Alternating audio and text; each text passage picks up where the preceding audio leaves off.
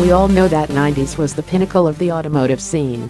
The cars that have grown into legends now. Let me take you back on this journey. Few of the best cars of the 90s.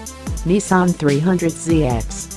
The 90s ushered in a new age for the Nissan 300ZX. Bigger, meaner and more powerful, the Z32 300ZX as it is called would be, with a 3.0-liter turbocharged V6 engine that made 300 HP and 283 pounds-foot of torque. Although those numbers don't quite match the Mitsubishi 3000 GTS output, the Nissan 300ZX was significantly lighter, with base turbocharged models weighing a bit above 3,300 pounds. The 300ZX could of course come without a turbocharged engine. And like a lot of sports cars of the time, the 300ZX could be had as a hardtop, T-top or a convertible. With a well-tuned chassis, sport-orientated suspension and active rear steering, the 300ZX was one of the fastest Japanese sports car of the 1990s. The X in ZX was used to signify luxury and comfort-oriented features. It was also placed at the top 10 for 7 consecutive years by the Car and Driver magazine, and also won the 1990 Import Car of the Year award from Motor Trend.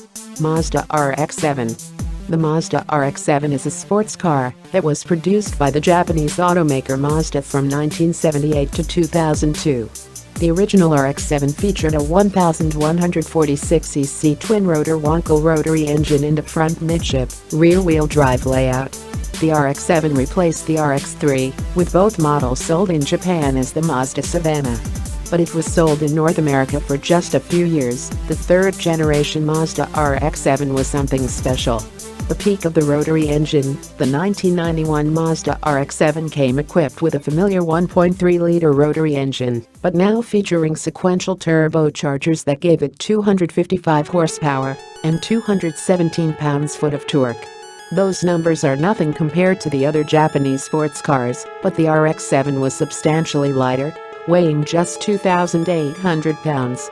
With a willing chassis, instant response from the rotary engine and balanced weight distribution, the RX7 was a force to be reckoned with.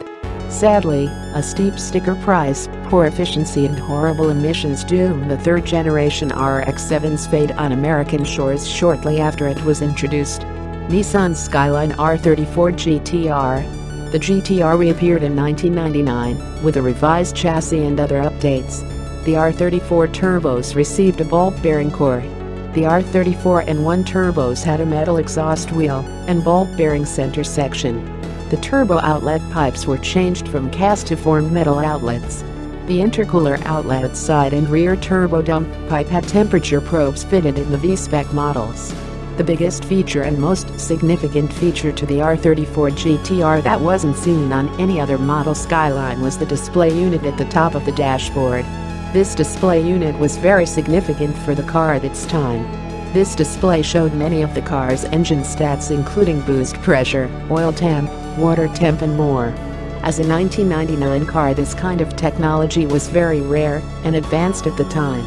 The display was capable of showing the G-force that the car was under when driving, and there was also a lap timer that could be started by a button that was located near the gear lever. Other features such as the battery being located under the backseat of the car made more room available in the engine bay. The specs varied from 330 horsepower and 392 Nm of torque in the 2.6-liter to 500 horsepower and 540 Nm of torque on the Nismo Z-Tune. We are hoping that it soon becomes legal in the States. Acura NSX. The Honda NSX, one of the icons of the Japanese car industry.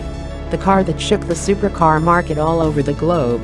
Proving that supercars could be a daily, the Acura NSX turned the world of exotic cars upside down. This car was co-developed with the racing legend Ayrton Senna. Initially available with a naturally aspirated 3.0-liter V6 engine, the NSX made 270 HP. The second-generation NSX received a 3.2-liter V6 engine that upped power to 290 HP. But like the Mazda RX7 and Toyota MR2, the NSX wasn't about all-out power.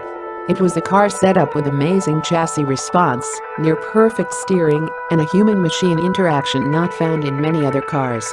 Toyota Supra, NSX, Supra, or the R34, we just cannot decide which car comes on top. This is one question that will always be left unanswered. But with its huge 3.0-liter turbocharged inline-six engine, the Supra unleashes 320 HP and 315 pounds-foot of torque. With power like the Mitsubishi 3000 GT, but a curb weight more like the Nissan 300ZX, the Supra was one of the fastest cars to come out of Japan. The Mark IV came completely redesigned, with rounded body styling, and featured two new engines. With great weight distribution, grippy tires and a well-tuned suspension, the Supra could dispatch with a corner just as easily. Sadly, by 1996 the Supra Turbo Monster was only available with an automatic transmission, and the car would disappear altogether shortly after. But while it was around, not much could keep with the Toyota Supra. Thanks for watching this video, guys. Have a great day.